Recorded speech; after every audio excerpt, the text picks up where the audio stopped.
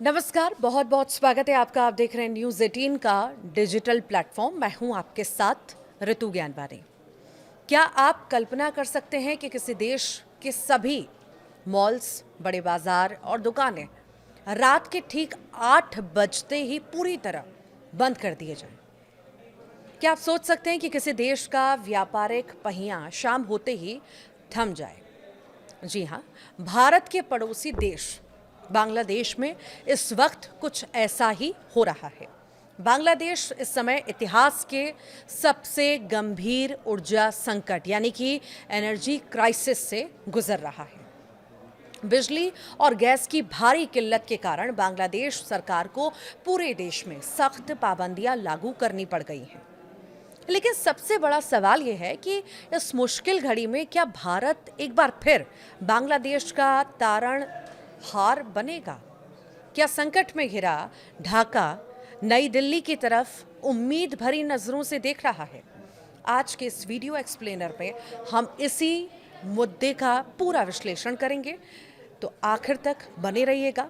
बांग्लादेश सरकार ने ऊर्जा संकट की गंभीरता को देखते हुए देश भर के लिए एक नया फरमान जारी किया है। सरकार के आदेश के मुताबिक अब देश के सभी जो शॉपिंग मॉल्स हैं, बाजार हैं और दुकानें हैं, रात 8 बजे तक हर हाल में बंद कर दी जाएंगी। इतना ही नहीं, व्यापार के समय को भी जो है सीमित कर दिया गया है। और अब नया नियम ये कहता है कि कोई भी बड़ा कारोबार सुबह 11 बजे से पहले शुरू नहीं होगा और रात 8 बजे तक ही चलेगा।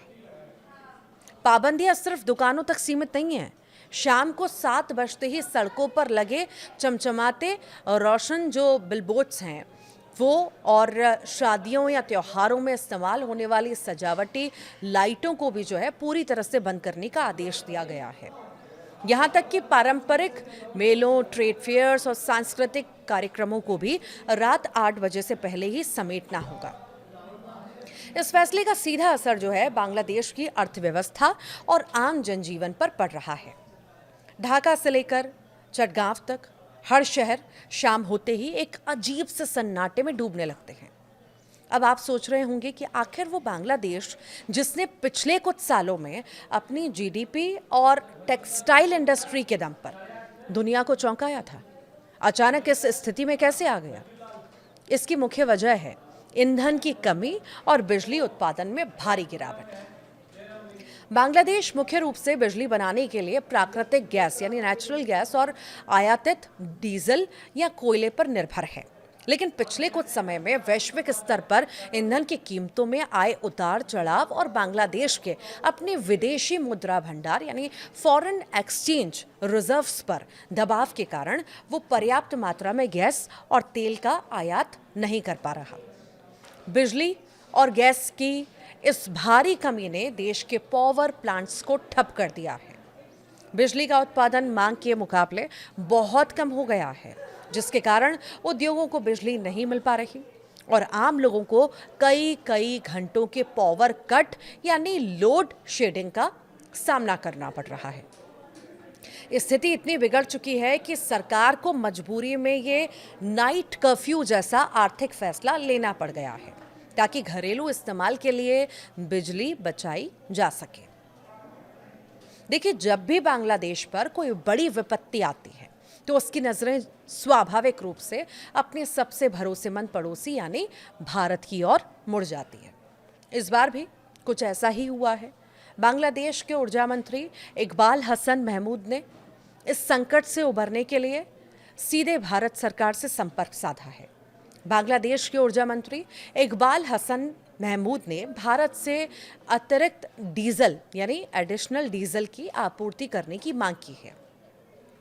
बांग्लादेश चाहता है कि भारत तुरंत उसे भारी मात्रा में डीजल भेजे ताकि वहां बंद पड़े डीजल आधारित पावर प्लांट्स को फिर से चालू किया जा सके और देश को इस भीषण अंधेरे से बाहर निकाला जा सके।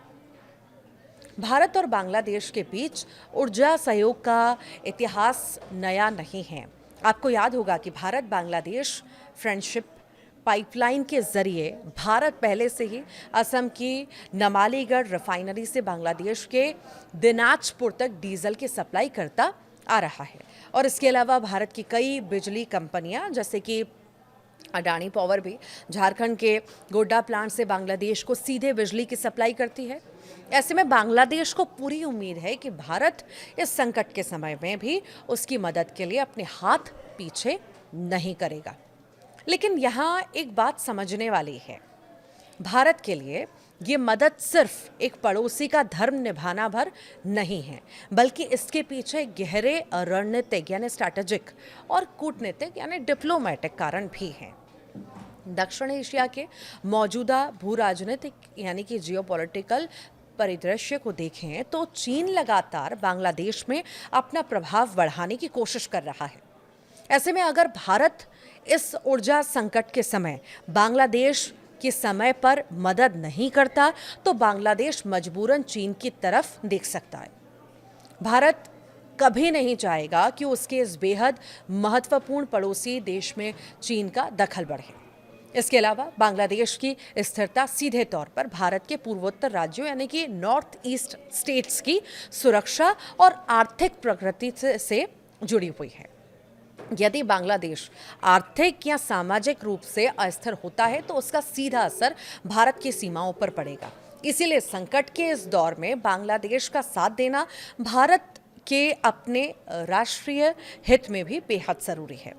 तो दोस्तों, इतिहास गवाह है कि 1971 के मुक्ति संग्राम से लेकर आज तक भारत हर सुख दुख में बांग्लादेश के साथ मजबूती से खड़ा रहा है। बांग्लादेश में गहराता ये ऊर्जा संकट वाकई चिंताजनक है और रात 8 बजे मॉल्स और बाजारों को बंद करने का फैसला ये दिखाता है कि हालात कितने गंभीर हैं। लेकिन नई दिल्ली से आने वाली सकारात्मक प्रतिक्रियाएं ये साफ कह रही हैं कि भारत एक बार फिर इस परीक्षा की घड़ी में अपनी इस अजीज दोस्त का साथ निभाने के लिए तैयार है। आपको क्या लगता है, क्या भारत को बांग्लादेश की इस मांग को तुरंत पूरा कर देना चाहिए? और क्या इस मदद से दोनों देशों के रिश्ते एक नई ऊंचाई पर पहुंचेंगे? बिजली और गैस की भारी किल्लत के कारण बांग्लादेश सरकार को पूरे देश में सख्त पाबंदियां लागू करनी पड़ गई हैं। लेकिन सबसे बड़ा सवाल यह है कि इस मुश्किल घड़ी में क्या भारत एक बार फिर बांग्लादेश का तारणहार बनेगा? क्या संकट में घिरा ढाका नई दिल्ली की तरफ उम्मीद भरी नजरों से देख रहा है? आज के इस वीडियो एक्सप्लेनर में हम इसी मुद्दे का पूरा विश्लेषण करेंगे, तो आखिर तक बने रहिएगा। बांग्लादेश सरकार ने ऊर्जा संकट की गंभीरता को देखते हुए देश भर के लिए एक नया फरमान जारी किया है।